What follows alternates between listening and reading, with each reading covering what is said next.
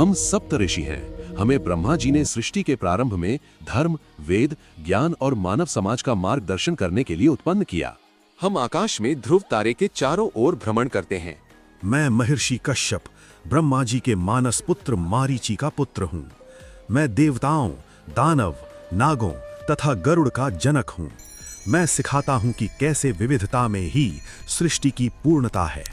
मैं महर्षि अत्रि, मैं ऋग्वेद का प्रमुख ऋषि हूँ।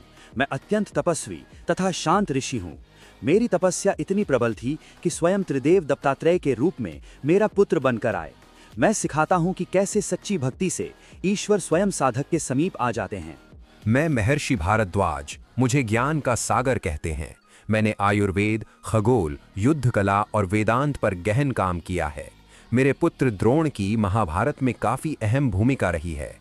मैं सिखाता हूँ कि ज्ञान तब पूर्ण होता है जब उसका उपयोग लोक कल्याण के लिए हो।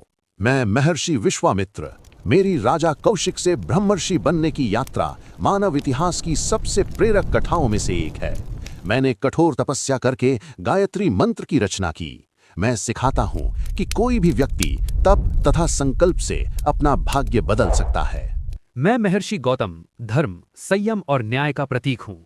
मैंने गौतम धर्म सूत्र की रचना की। मेरी पत्नी अहिल्या की कथा आत्मशुद्धि और क्षमा का संदेश देती है। मैं ये शिक्षा देता हूँ कि धर्म कठोर दंड नहीं बल्कि करुणा से युक्त न्याय है। मैं महर्षि जमदग्नि, अग्नि तपस्या में निपुण ऋषि हूँ।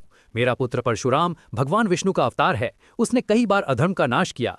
मेरी जीवनी ये संदेश देती है कि जब धर्म संकट में हो तो शक्ति भी आवश्यक होती है।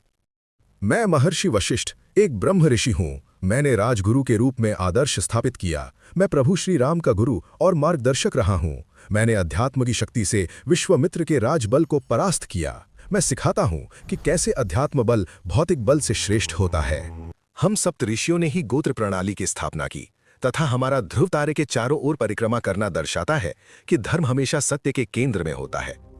हम सप्तऋषि सिखाते हैं कि तप, ज्ञान, संयम और करुणा से ही मानव जीवन पूर्ण होता है। ऐसे ही वीडियो देखने के लिए चैनल को सब्सक्राइब करें तथा कमेंट में हर हर महादेव लिखें।